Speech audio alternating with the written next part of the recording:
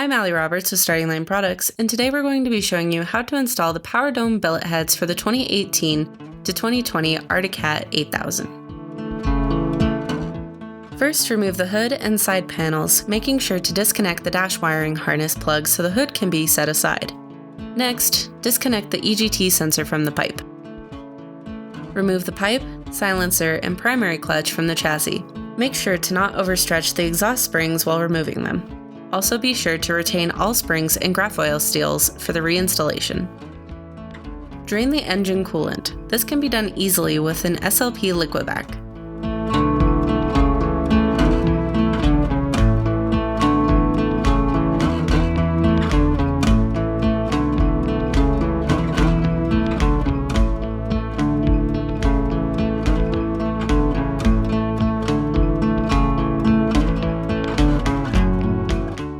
Next, remove the remaining coolant by loosening the hose clamp holding the coolant hose to the throttle body, being careful to lose as little liquid as possible. This hose is located behind the primary clutch.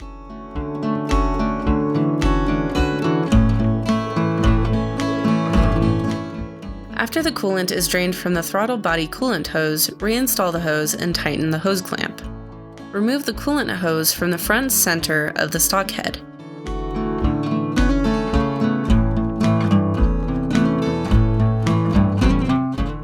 Then, remove the DET sensor from the top front of the head.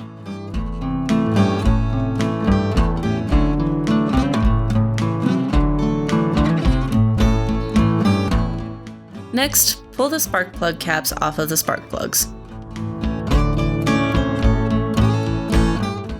Next, loosen the hose clamp holding the coolant hose to the fitting coming out of the back of the head using a 1/4 inch drive ratchet and a 6mm socket. Remove the spark plugs from the head. Remove the bolts securing the cylinder head using a 3/8 inch drive ratchet and a 13mm socket.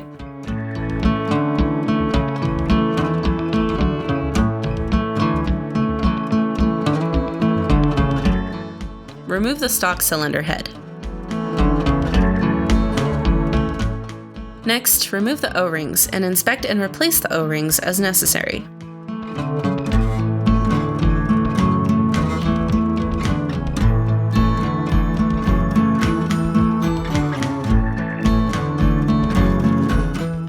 Be sure to wipe off any leftover coolant from the top of the cylinders and within the O-ring grooves. Reinstall the stock O-rings, making sure that the O-rings are in the cylinder grooves.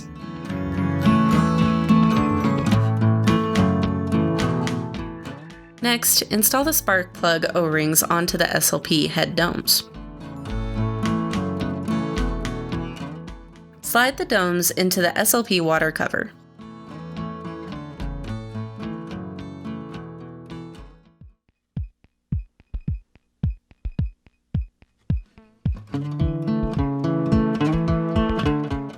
Screw the spark plugs into the domes finger tight.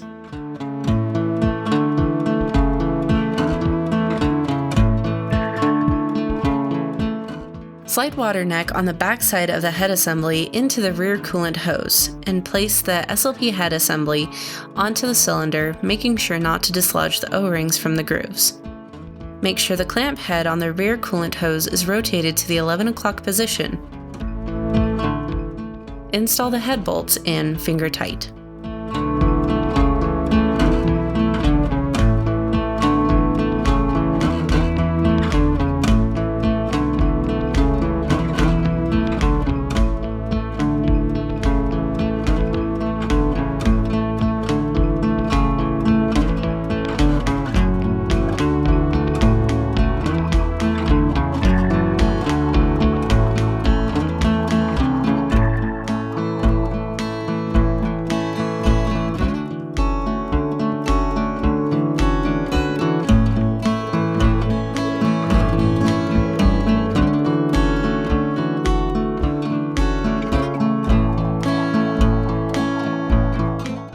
Torque the head bolts in a two-step pattern. First to 13 foot-pounds, then to 25 foot-pounds following the cross pattern shown here.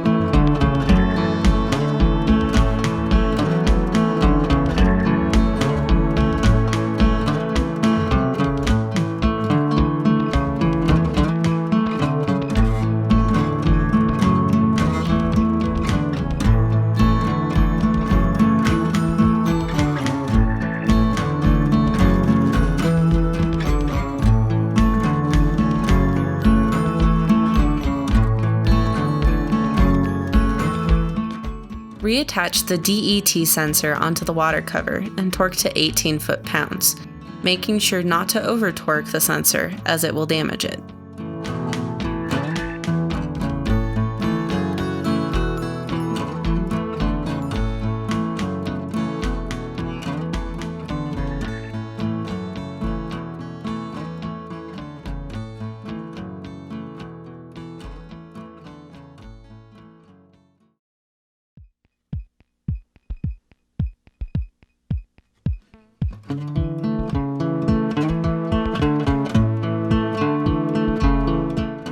Tighten the spark plugs.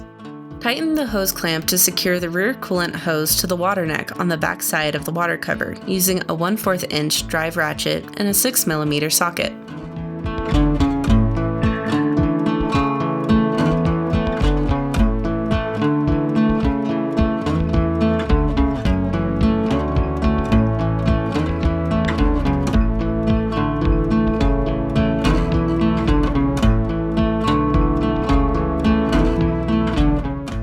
Begin to replace the coolant that was removed earlier by filling the coolant bottle until the coolant begins running out of the front center barbed fitting.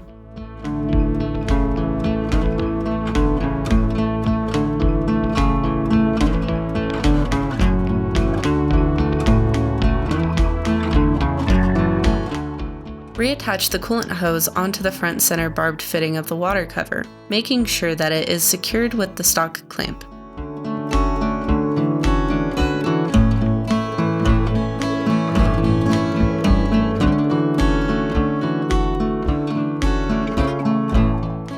Continue filling the coolant bottle. Replace as much liquid as possible. Some will need to be added in after the snowmobile goes through a warm-up cycle.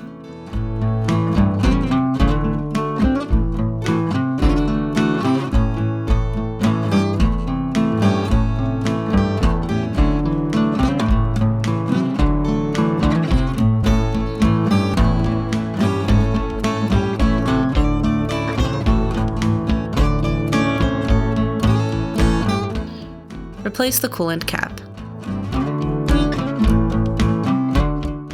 Reinstall the drive clutch and belt, beginning by cleaning the tapered end of the crankshaft with a Scotch-Brite pad. Then do the same with the inside taper of the clutch. Install the clutch bolt and torque to 51 foot-pounds.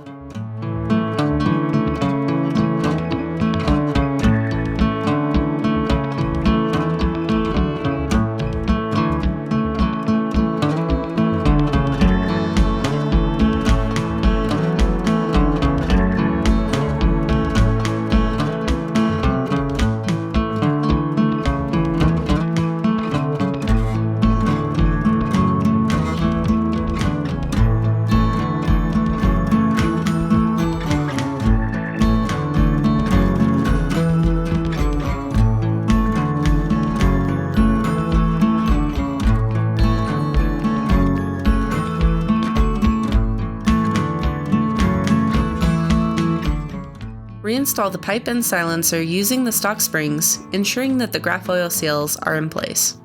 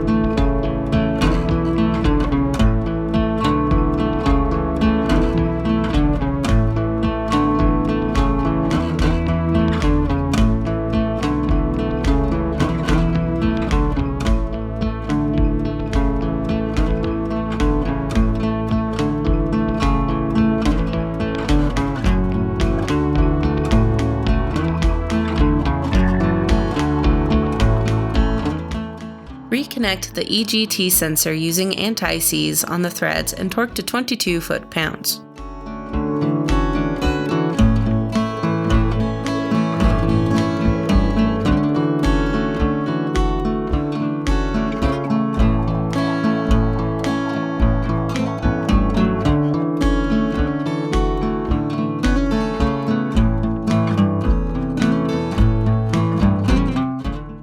Check to make sure that there aren't any coolant leaks. Start the snowmobile and let it go through its warm-up cycle so the coolant cycles into the system. Make sure the heat exchanger gets warm, which signifies that coolant is circulating properly through the system.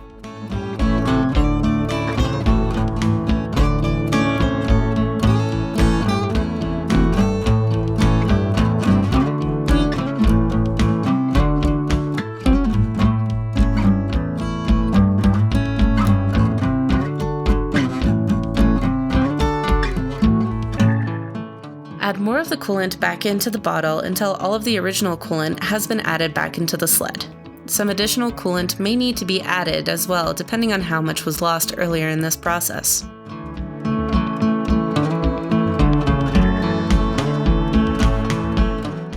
Continue to run the snowmobile to ensure that the coolant is at an appropriate level, and add coolant as necessary. Finally, reinstall the hood and side panels back onto the snowmobile, making sure to reattach the dash wiring harness.